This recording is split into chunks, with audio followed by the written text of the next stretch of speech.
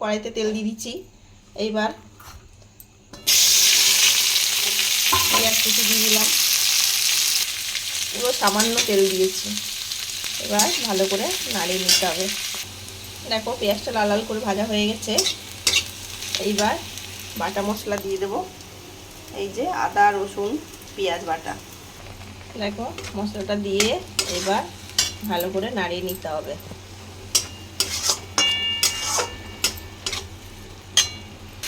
এই দেখো হলুদ লঙ্কা গুঁড়ো লবণ দিয়ে দিলাম। এবার ভালো করে নাড়িয়ে নিতে হবে।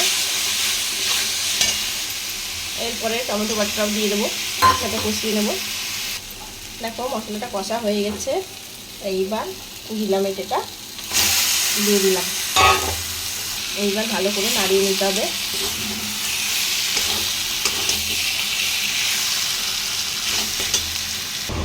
এইবার দেখো ঢাকা দিয়ে দেবো। দেখো ভালো করে কষিয়ে নিতে হবে, একটুও জল দেব না, জল বেরাবে গিলামেটে থেকে, সেই জলে রান্না হবে। গ্যাস কমিয়ে কমিয়ে রান্না করব। দেখো গিলামেটা থেকে যেমন জল বেরিয়েছে, এবার একটু টক দই দিয়ে দেবো।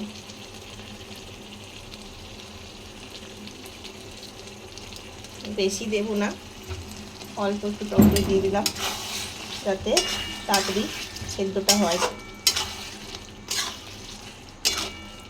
ভালো করে কষিয়ে নিই।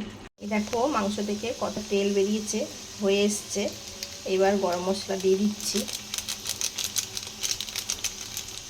এবার দেখো কতটুকু তেল দিয়েছিলাম আমি, কতটা তেল বেরিয়েছে। এবার গরম মশলা দিয়ে গ্যাসটা বন্ধ করে দেবো। তারপর একটু নাড়িয়ে দিই।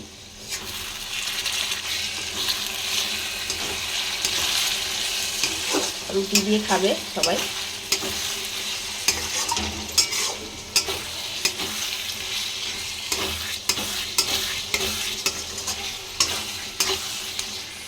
এই জন্য গিলামেটে মাছের তেল এগুলো রান্না করলে তেলটা সবসময় কম দিতে হয়, এখান থেকে তেল বেরায় অনেক। রেডি হয়ে গেছে।